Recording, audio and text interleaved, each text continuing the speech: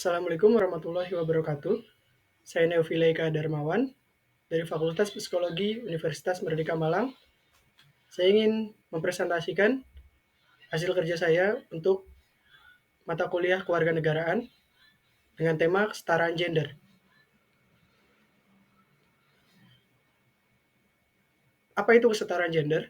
Kesetaraan gender adalah prinsip yang menyatakan bahwa semua individu tanpa memandang jenis kelaminnya memiliki hak yang sama dalam segala aspek kehidupan, termasuk akses terhadap pendidikan, pekerjaan, dan pengambilan keputusan. Ini melibatkan penghapusan diskriminasi berdasarkan jenis kelamin dan upaya untuk mempromosikan inklusi serta partisipasi aktif dari semua individu tanpa memandang jenis kelamin mereka dalam berbagai bidang kehidupan. Latar belakang masalah. Latar belakang masalah dari isu kesetaraan gender meliputi beberapa faktor yang menyebabkan ketidaksetaraan antara laki-laki dan perempuan dalam berbagai aspek kehidupan. Beberapa latar belakang masalah tersebut seperti yang pertama ada budaya patriarki, di mana masyarakat sistem budayanya patriarki telah mengakar kuat, di mana laki-laki dianggap memiliki posisi dominan dan kontrol atas keputusan-keputusan yang sangat penting. Sementara perempuan seringkali terpinggirkan atau dibatasi dalam peran-peran tradisional. Yang kedua, norma dan stereotip gender. Stereotip gender dan norma-norma yang menetapkan peran-peran yang kaku dan berbeda untuk laki-laki dan perempuan dapat membatasi aspirasi dan potensi individu, serta menyebabkan diskriminasi dan ketidaksetaraan dalam akses terhadap peluang. Yang ketiga, ada keterbatasan akses terhadap pendidikan. Di beberapa daerah, perempuan masih menghadapi hambatan-hambatan dalam mengakses pendidikan yang berkualitas dan setara dengan laki-laki.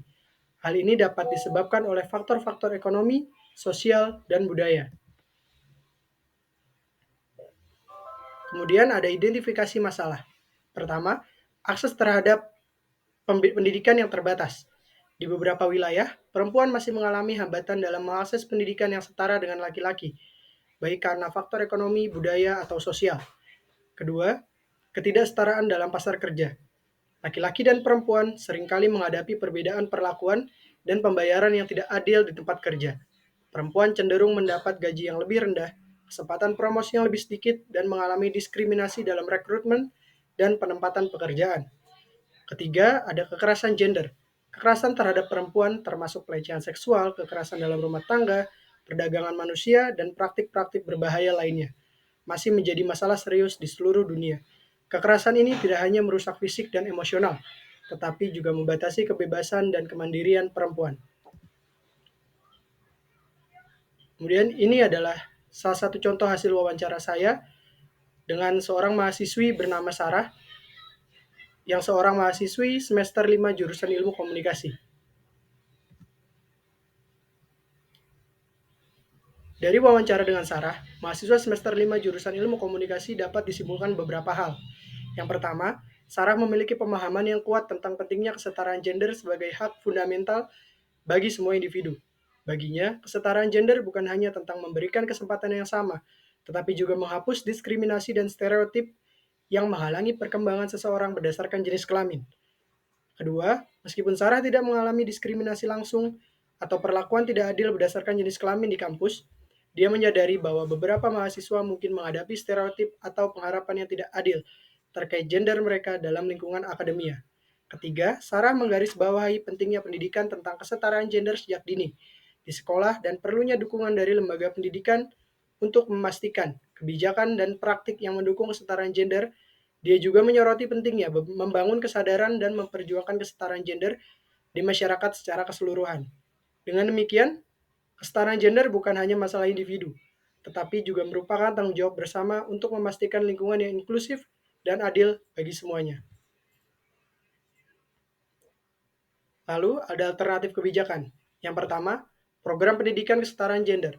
Pemerintah dapat mengimplementasikan program pendidikan khusus yang mempromosikan kesetaraan gender di semua tingkatan pendidikan, mulai dari sekolah dasar hingga perguruan tinggi. Program ini dapat mencakup materi-materi tentang kesetaraan gender dalam kurikulum, pelatihan bagi guru tentang kesetaraan gender, serta pengembangan buku dan materi pembelajaran yang menghapus stereotip gender. Kemudian ada kebijakan kesejahteraan keluarga. Pemerintah dapat mengeluarkan kebijakan kesejahteraan keluarga yang mendukung peran aktif dari pria maupun wanita dalam urusan rumah tangga, merawat anak, dan ini dapat mencakup cuti parental yang lebih luas, dukungan finansial untuk perawatan anak, akses mudah untuk fasilitas penitipan anak, dan dukungan untuk pekerjaan fleksibel. Lalu ada penguatan perlindungan terhadap korban kekerasan gender. Diberlakukan kebijakan yang lebih kuat untuk melindungi korban kekerasan gender, termasuk perempuan, anak perempuan, dan laki-laki yang menjadi korban. Hal ini dapat mencakup peningkatan akses terhadap layanan kesehatan mental dan fisik, fasilitas perlindungan, konseling, dan dukungan hukum bagi korban. Lalu ada kebijakan pemerintah yang mendukung kesetaraan gender. Undang-Undang Nomor 23 Tahun 2004 tentang penghapusan kekerasan dalam rumah tangga yang memberikan perlindungan terhadap korban kekerasan dalam rumah tangga, yang kebanyakan adalah perempuan dan anak-anak. Kedua, ada program-program khusus yang dicanangkan oleh pemerintah untuk meningkatkan kesejahteraan perempuan seperti program Keluarga Harapan atau PKH, dan Kartu Indonesia Sehat atau KIS, yang memberikan akses kesehatan bagi perempuan dan anak-anak. Ketiga, ada Rencana Aksi Nasional Pemberdayaan Perempuan atau RAN PP yang merupakan rencana strategis pemerintah dalam upaya peningkatan peran serta kesejahteraan perempuan di Indonesia.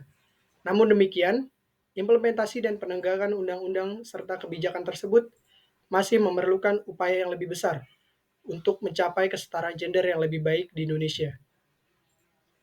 Selanjutnya ada usulan kebijakan. Yang pertama, kebijakan perlindungan hak reproduksi, menjamin akses yang setara terhadap layanan kesehatan reproduksi, termasuk akses terhadap kontrasepsi, layanan kehamilan dan persalinan yang aman, serta layanan kesehatan seksual dan reproduksi yang terjangkau dan bersifat rahasia. Kedua, ada kebijakan pengembangan undang-undang progresif, mendorong penyusunan dan penerapan perundang-undangan yang progresif dalam hal kesetaraan gender, termasuk hukum keluarga yang adil, hukum anti-diskriminasi yang komprehensif, dan hukum yang melindungi hak-hak pekerja perempuan. Ketiga, ada kebijakan penghapusan diskriminasi di tempat kerja, menerapkan kebijakan anti-diskriminasi yang ketat dan menyeluruh di tempat kerja, termasuk dalam hal rekrutmen, promosi, pembayaran, dan penyelesaian sengketa, serta pemberian pelatihan kesetaraan gender bagi manajemen dan staf. Terakhir ada tindakan. Yang pertama, mendorong pembelajaran inklusif, yaitu mendorong perguruan tinggi untuk menerapkan kurikulum yang inklusif dengan penekanan pada isu-isu kesetaraan gender dan mendukung pendidikan seks yang komprehensif dan berbasis pada kesetaraan. Kedua, dukungan untuk korban kekerasan gender. Mendukung dan memberikan bantuan kepada korban kekerasan gender seperti memberikan dukungan emosional, mengarahkan korban kepada sumber daya yang tepat, atau berpartisipasi dalam kampanye anti kekerasan gender. Ketiga, menantang stereotip gender, mengambil sikap aktif dalam menantang stereotip gender di lingkungan kampus dan masyarakat, serta mendukung kesadaran akan keberagaman gender dan identitas gender yang berbeda. Akhir kata, kesetaraan gender adalah hak untuk semua, tanpa batasan, tanpa diskriminasi. Mari bersama-sama membangun masyarakat yang inklusif dan adil bagi semua individu, tanpa memandang jenis kelamin, karena setiap langkah kecil kita menuju kesetaraan membawa kita lebih dekat pada dunia yang lebih baik untuk semua. Terima kasih. Wassalamualaikum warahmatullahi wabarakatuh.